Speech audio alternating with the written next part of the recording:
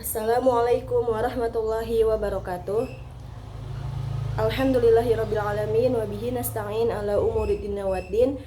Wassalatu wassalamu ala asrofil anbiya'i wal mursalin sayyidina Muhammadin wa ala alihi washabihi ajmain, amma ba'du. Perkenalkan, saya Salma Nur Maratu Soliha dari Prodi Pendidikan Agama Islam, Universitas Prof. Dr. Hamka. Di sini saya ingin menjelaskan materi tentang kognitivisme menurut tokoh Jean Piaget. Sebelumnya saya ingin menjelaskan definisi kognitivismenya. Definisi kognitif berasal dari kata cognition yang mempunyai persamaan dengan knowing, yang berarti mengetahui dalam arti yang luas. Cognition atau kognisi ialah perolahan, penataan, penggunaan pengetahuan. Teori belajar kognitivis ini lebih mementingkan proses belajar daripada hasil belajar itu sendiri. Teori kognitif dalam pembelajaran, istilah umum yang mencakup segala hal dalam proses pembelajaran dan adaptasi pada anak di dalam lingkungannya. Proses pembelajaran yang dilalui oleh seorang anak meliputi proses pemahaman, imajinasi, penangkapan makna, penilaian, dan penalaran. Lalu di sini ada salah satu tokoh, yaitu beliau adalah Jean Piaget yang mengembangkan teori kognitivisme. Sebelum saya menjelaskan menurut beliau, di sini ada biografi beliau. Jean Piaget lahir di Neuchâtel atau Swiss pada tanggal 9 Agustus 1896.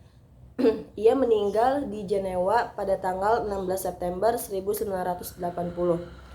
Ia adalah anak tertua dari Arthur Piaget, profesor sastra abad pertengahan di universitas, dan dari Rebecca Jackson. Pada usia 11 tahun, ketika dia menjadi murid di sekolah menengah Neuchâtel Latin, dia menulis pemberitahuan singkat tentang seekor burung pipit albino. Jadi beliau ini salah satu tokoh yang bisa disebut pintar ya. Jadi beliau di umur 11 tahun itu sudah menulis, sudah membuat buku tentang judulnya yang seekor burung pipit albino. Lalu di sini menurut Jean Piaget tentang teori kognitivisme, pakar kognitivisme yang besar pengaruhnya ialah Jean Piaget yang pernah mengemukakan pendapatnya tentang perkembangan kognitif anak yang terjadi atas beberapa tahap. Dalam hal pemerolehan bahasa ibu, Piaget mengatakan bahwa anak itu di samping meniru-niru juga aktif dan kreatif dalam menguasai bahasa ibunya.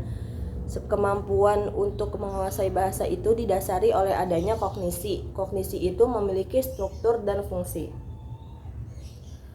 Lalu poin yang saya dapatkan dari materi kognitivisme ini adalah teori ini juga menganggap bahwa belajar adalah pengorganisasian aspek-aspek kognitif dan persepsi untuk memperoleh pemahaman. Dalam model ini, tingkah laku seseorang ditentukan oleh persepsi dan pemahamannya dibentukkan oleh sedangkan situasi yang berhubungan dengan tujuan dan perubahan tingkah laku sangat ditentukan oleh proses berpikir internal yang terjadi selama proses belajar. Teori kognitivisme ini lebih mengarah pada bagaimana memahami struktur kognitif siswa, dan ini tidaklah mudah. Dengan memahami struktur kognitif siswa, maka dengan tepat pelajaran bahasa disesuaikan sejauh mana kemampuan siswanya. Selain itu juga model penyusunan materi hendaknya disusun berdasarkan pola dan logika tertentu agar lebih mudah dipahami. Jadi teori kognitivisme ini di mana lebih condong mementingkan prosesnya. Jadi seperti misalnya contohnya kita mengajarkan murid yang dia itu harus pelan-pelan untuk memahami dari perkataan kita sendiri. Jadi seperti itu. Sekian yang bisa saya sampaikan, kurang lebihnya mohon maaf. Fastabiqul khairat. Wassalamualaikum warahmatullahi wabarakatuh.